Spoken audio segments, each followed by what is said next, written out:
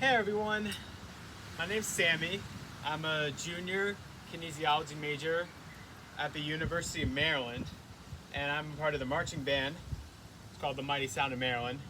So today I wanted to teach you guys something that can really help with your form and cleaning up a bunch of the smaller techniques used for marching.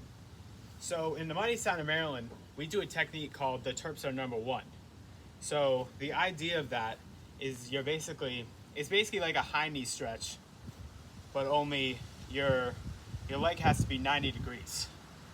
So evidently, I'll do it slowly. It'll be the TERPS are number one, huh. So that's the slow version of the stretch. But if you notice something, I'm not sure what that was. If you notice something, on the first rep, my leg went like that. So this is something that I like to call the building block mechanism. So what that is, our motor skills are built upon a building block that was used in our early stages of our childhood. So for me, I was always taught the high knee exercise, where you put your knee up as high as you can and you go really fast, like that.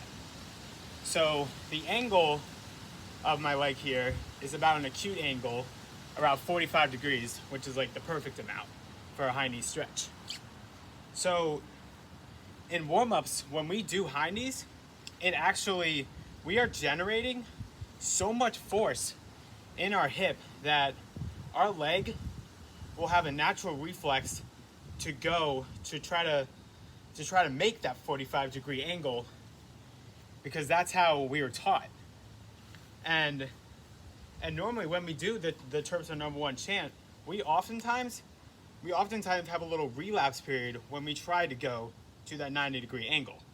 So to fix that, I developed a set of exercises to help prevent this sudden reflex of the lower part of the leg.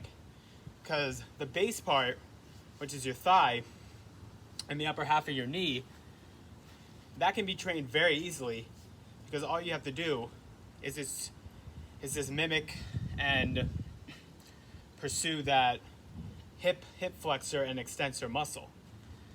So I'm gonna run through this really slowly for y'all. So when I go like this, did you notice how my leg tried to go inward, but I voluntarily put it outward?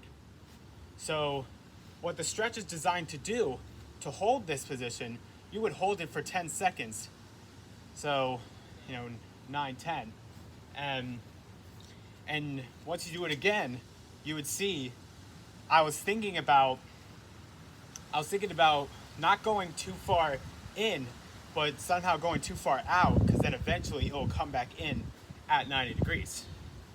So what we often do as developing and proficient marchers, we often try not to think about the marching move that we're doing, but kind of like what we're playing, and we're always looking for our surroundings. So if we nail this down, then this will limit, that extra 5 minutes or 10 minutes it takes in rehearsal, when we could be using that time to actually clean up our lines and diagonals. So to give you guys a little, if you guys weren't paying attention for that, here's something else to keep in mind. So when we do the TERPS are number one technique, as I said before, we want to be at 90 degrees. So when we do high knees like this, we tend to do at whatever speed that we feel comfortable with. Like if it's a Monday, you'll probably be like going kind of slow. And then on Friday, you'll be picking it up like really fast. So for me, since I was taught really fast, my leg will always naturally go to that 45-degree angle. So then when I do the TERPS are number one, it's a little fluctuated. So oftentimes, so I'm gonna voluntarily do high knees with thinking that I need to put my leg more outward to try and kind of go high knee kind of uncomfortably. That will feel really uncomfortable when I'm gonna do it.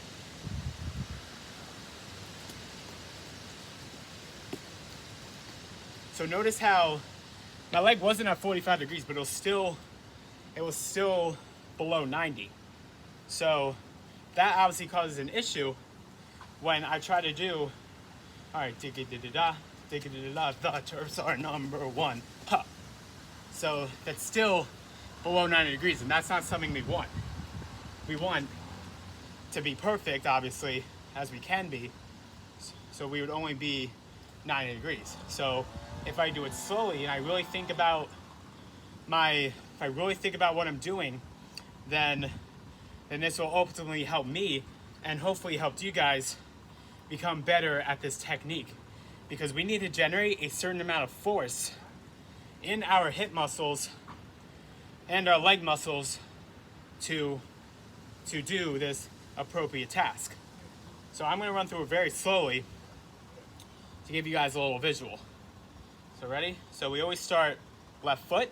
So digga-da-da-da, digga-da-da-da. The TERPS are number one. Huh. So obviously that time I did it pretty much right, because I was really thinking about what I was doing with my legs and how much force I need to mentally calculate in my hip muscles to perform that exercise. So if I try doing it faster, I'll go diggy-da-da-da, diggy-da-da-da, the TERPS are number one. Huh. So that time, my left leg got really close to 90 degrees on the first one. My right leg was a little fluctuated, and then my left leg kind of went a little inward, which then caused my right leg to go inward. So research has it that on that first step, the other leg will likely mimic the other leg, unless you have unfortunate muscle condition or sensory condition like I had when I was younger, but that's not important right now. So when I try doing it faster, so I'll go diggy-da-da-da, diggy-da-da-da, the TERPS are number one. Huh. So if we did what happened there, my left leg went 90 degrees for all of them, but somehow my right leg for the fourth one went inward. So obviously you won't be perfect every single time, but the more times you do it, the better you'll get. So this is already my fourth try, and look what happens. Diggy-da-da-da, diggy-da-da-da, the TERPS are number one. Ha! And excuse my balance there, but you can see with the more reps I do, the more comfortable this 90-degree angle actually becomes. So I want you guys to try that, and please feel free to, did you really do anything with this video? Doesn't matter, but this is for you guys, and this is also for me, because this is helping me a lot. So the second and last thing I want to cover is the high lift march. So in a high lift march, your leg 45 degrees, bam. It's not like some bicycle kick, obviously.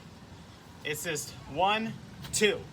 So it's like that. So that's where the high knee and the butt kick stretch comes in so handy, because if we don't take that seriously, then the high lift march won't be as appropriate as it should be. Because like everyone's heard the saying, you perform the way you practice.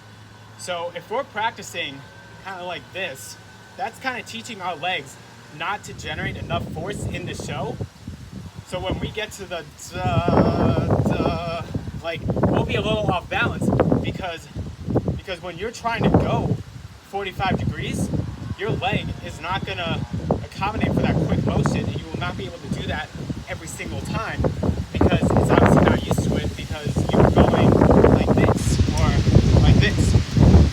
So eventually what we want to accomplish in these next couple months, and assuming we have a marching band season in the summer or in the fall or spring or winter or whatever, to get the little things done is so we can just clean up everything And if you are a cadet or a part of a school that does a